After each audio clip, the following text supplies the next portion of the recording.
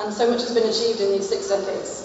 Today, the Union is the second global economy, the largest single market in the world, and the leading foreign investor in many regions of the world, including here in Serbia. The Ambassador mentioned the strength of the Union in responding to common challenges, and Tanjug set out very clearly the ways in which the Union has brought together and strengthened the European continent. For me, I put it on a very simple personal level. For me, the EU has meant the freedom to live and work in different European countries, and the opportunity to be here in Serbia today with you.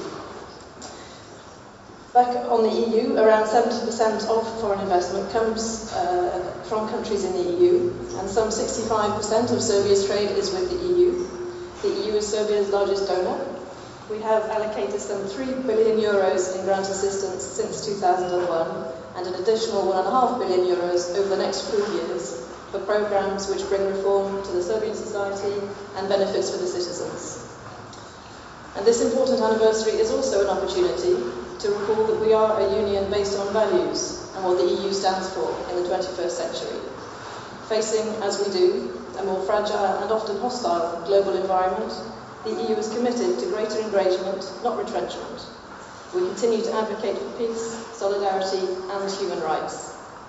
And we are, as you know, fully committed to the policy of enlargement to this region, including Serbia, in particular Serbia, and we work hard with our Serbian partners to achieve accession of Serbia to the EU and to bring the concrete benefits to the citizens of Serbia.